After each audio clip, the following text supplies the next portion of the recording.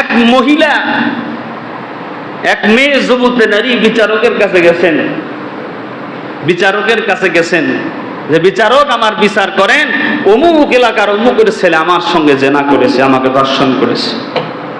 আমার সঙ্গে কি করেছে? জেনা করেছে। ঠিক আছে, জেনা যখন করছে সৈন্য দিয়ে ওরে নিয়ে আসছে। খুব খেয়াল করে শুনেন, ওরে নিয়ে আসার পরে এবার ওই যুবকের চেহারার দিকে তাকায় দেখে বাতাসে ডুলে। বাতাসে কিছু পোলাপান আছে না, হিরোইন গাঞ্জা খাইয়া সোয়াল গেছে ঢুকে গালের ভিতরে, আছে নি? এ বাতাসে ডুলে। এখন ওরে দেখে বিশ্বাসই হয় না যে এই ছেলে জোর করে ওর সাথে ওই কাজ করছে। এবার বলতে যে এই তুই বলে ওর সাথে জেনা করছো। কয় যে স্যার জেনা কি? জেনা?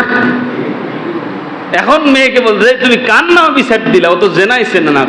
কয় স্যার ওরে ভালো করে ধরেন, ও ন্যাকামো করতেছে, ওরে ভালো করে ধরেন, মারধর করেন, তাহলেই হবে। এবার বিচারক বলতেছে এই যুবক তুই কোরআন শরীফ নিয়ে শপথ করে বল, আল্লাহর নামের কসম করে বল তুই জেনা করছো না করো নাই। যে কোরআন শরীফ নিয়ে বলতেছি আমি ও কাম করিনি। এখন মেয়েকে বলতে তুমি কি কসম করতে পারবা? কয় যে আমার 5টা কোরআন শরীফ দেন, আমি কোরআন শরীফ নিয়ে বলবো ও আমার সাথে ওই কাজ করছে। এখন বলতে সাক্ষী লাগবে। এটা কি করো? ওই কামের কি সাক্ষী আছে? ওই কাজের কি আসলে সাক্ষী থাকে? সাক্ষী নাই। সাক্ষী যখন নাই এখন বিচার করবে কিভাবে? টেনশনে পড়ে গেছেন। এবার বলতেছে তোমরা এখানে দাঁড়াও। বিচারক ছিলেন বুজুর্গ আল্লাহওয়ালা মানুষ। এবার ওই মানুষ আল্লাহওয়ালা বুজুর্গ নামাজে দাঁড়ায় গেছে। নামাজ পড়ছেন। নামাজ পড়ার পরে আল্লাহর কাছে দোয়া করছেন। আল্লাহ মাথায় একটা বুদ্ধি দিয়ে দিছেন। এবার আইসা চকচকা পরিষ্কার নতুন একটা 5 টাকার নোট এই মেয়ের হাতে দিছেন। মেয়ের হাতে দিয়া বলতেছেন এই নোটটা তুমি নিয়ে যাবা, 1 সপ্তাহ পরে মঙ্গলবারে এই নোট তুমি আমার কাছে আবার যেরকম টাকা, যেরকম নতুন নোট তোমারে দিছি সেম এই নোটটা আমাকে ফেরত দিতে হবে। এরপরে আমি বিচার করব। তবে এই টাকা যেন হারায়া না যায় এবং এই টাকা যেন ছিঁড়ে না যায়। যাও। মেয়ের এবার পাঠায় দিছে। এবার যুবককে বলছে তুই এদিকে আয়, যেভাবে পারিস, যেমনে পারিস ওই 5 টাকার নোটটা মহিলার কাছ থেকে, যুবতীর কাছ থেকে এনে আমাকে দিবি, তা না হলে বিচার তোর বিপক্ষে। এবার যুবক চিন্তা করে এই হ্যাঁ টাকা তো যেভাবেই হোক ওর কাছ থেকে আমাকে নেওয়াই লাগবে। এবার পিছনে পিছনে দৌড়। আপা দাঁড়ান, যা হয়েছে ভুলে যান, আপা টাকাটা আমার দেন। আপনাকে 10,000 টাকা দেবো, টাকাটা আমার দেন। কয় না টাকা তো দিব না। যুবক চিন্তা করে আপোষে যদি না দেয় বিচার তো আমার বিপক্ষে যাবে, টাকা জোর করি হলে ওর কাছ থেকে নেওয়া। অনেক জোরাজুরি ধস্তাধস্তি করছে, কিন্তু এই যুবক ওই মেয়ের কাছ থেকে টাকাটা নিতে পারে নাই, বরং এই ধস্তাধস্তি টানাটানি করতে গিয়ে ওই টাকার ছাতা গেছে ছিঁড়া। এবার মঙ্গলবারের দিন আইসা এই মেয়ে এই টাকাটা দিছে, এই নেন আপনার টাকা। এবার ওই টাকার যে হালত, ভূমিকম্প তো মানে যা হয় সব টাকার উপর দিয়ে গেছে। এখন বলছে এই টাকা কি তোমারে দিছিলাম? বলতেছে হ্যাঁ এই টাকাই দিছিলেন। তো ছিড়লো কেমন? বোঝেন না ছিড়ছে কেমনে? আমারে বলছেন টাকা সুরক্ষিত রাখার জন্য, আমার কাছ থেকে টাকা নেওয়ার জন্য ওরে বলছেন। তো আমার কাছে অফার দিছে, জোর জবরদস্তি করছে, কিন্তু টাকা নিতে পারে নাই, এজন্য ছিড়ছে। যাও বিচার হয়ে গেছে। যুবক তুমি বেকসুর খালাস। যুবক তুমি, এটা কেমন বিচার হইলো? আমি তো টাকা দিলাম।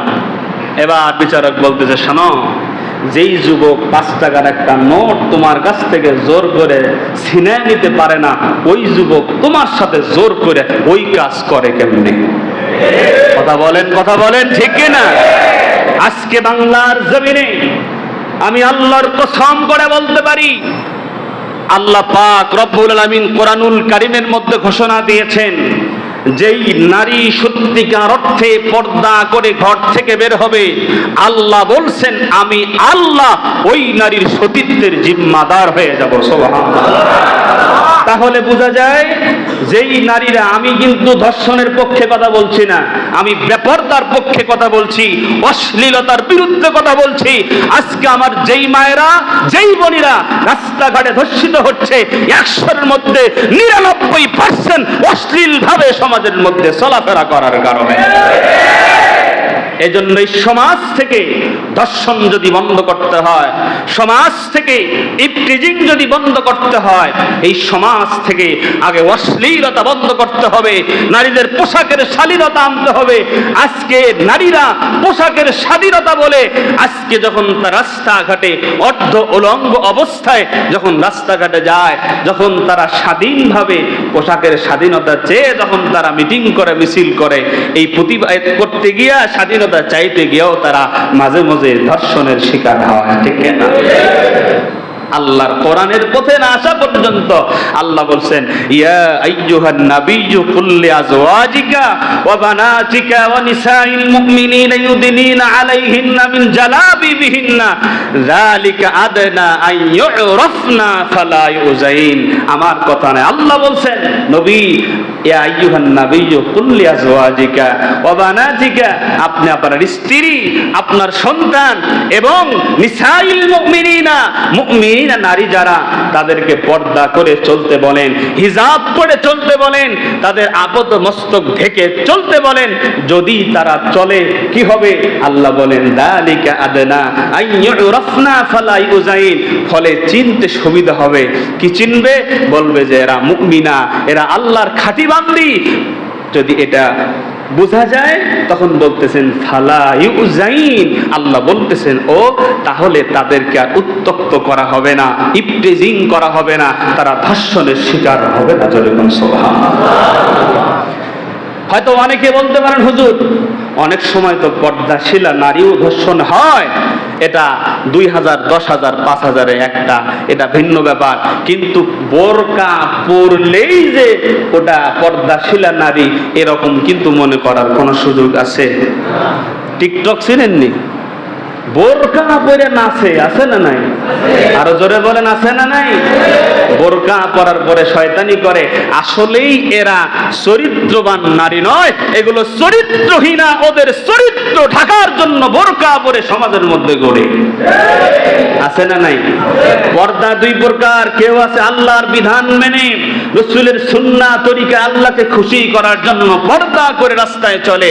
আর এক শ্রেণীর মহিলারা, আর এক শ্রেণীর নারীরা আছে, তারা তাদের অপরাধগুলো ঢাকার জন্য পর্দা করে চলে, ঠিক না? বলে মুসলমান, আল্লাহর নবী বলতেছেন, শোনো, এমন একটা জামানা আসবে যেই জামানায় অশ্লীলতা বাড়বে, মহিলারা পোশাক পরবে, পোশাক পরার পরেও তারা উলঙ্গ হিসেবেই আল্লাহর কাছে বিবেচিত হবে। এবার আসেন মূল কথা বলছি, এই যেই নারীরা তাই আমাদের রাস্তা দিয়ে চলে, সমাজে চলে, এই নারীরা আপনার আমারই তো কারো না কারো স্ত্রী, কারো না কারো মেয়ে, ঠিক কিনা বলে? আমাদের বাংলাদেশে হিন্দু বেশি না মুসলমান বেশি? আমাদের রাস্তাঘাটে যে মহিলারা চলে, এদের সংখ্যা মুসলমান বেশি না হিন্দু অন্য ধর্মের বেশি? মুসলমানদেরই তো বেশি। তাহলে আপনার মেয়ে, আপনার স্ত্রী পর্দা করে রাস্তাঘাটে যে যাচ্ছে না, এই দায়ভার কিন্তু আপনি কখনোই এড়াতে পারবেন না, ঠিক না বলে? কয়েক জুম্মা আগেও বলেছিলাম যে আমরা অভিভাবক, আমরা গার্ডিয়ান, আমার মেয়ে, আমার ছেলে, আমার বিবি কোথায় যায়, কি করে, আল্লাহ তাআলা কিন্তু হাসরের ময়দানে প্রত্যেক মানুষকে তার দায়িত্ব সম্পর্কে জিজ্ঞাসা করবে। আপনি বাবা, আপনি বড় ভাই, আপনি স্বামী, আপনি মায়ের বড় সন্তান, পরিবারের বড় ছেলে, আপনার কিন্তু দায়িত্ব আছে।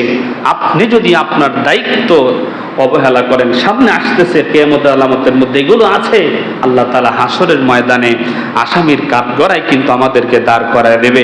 এই জন্য আপনার আমার ঘরের মায়েরা, বোনেরা, আপনার আমার স্ত্রী যারা আছে, আমরা তাদেরকে পর্দায় রাখার চেষ্টা করি। দুনিয়া ক্ষণস্থায়ী, এই দুনিয়াতে কেউ আমরা চিরদিন থাকতে পারবো না ভাই। সমাজ থেকে চলে যেতে হবে, কবর জগতে চলে যেতে হবে, দুনিয়া থেকে চলে যেতে হবে। নেকামল যা করব, ভালো কাজ যা করব, এগুলো থাকবে। মানুষের সাথে ভালো আচরণ করব, এটা থাকবে। মানুষের পাশে দাঁড়াবো, মানুষের দুঃখে কষ্টে তাদের পাশে গিয়ে সহযোগিতা করব, এগুলো থাকবে। এগুলো থাকবে, এগুলো আপনাকে জান্নাতে নেওয়ার পাথেয় হতে পারে। এজন্য দুনিয়াতে যতদিন আছি নবীর তরিকায় আল্লাহর দেওয়া বিধানগুলো মেনে আমরা যেন চলতে পারি। আল্লাহ আমাদেরকে সেই তৌফিক দান করেন। জোরে বলেন আমিন।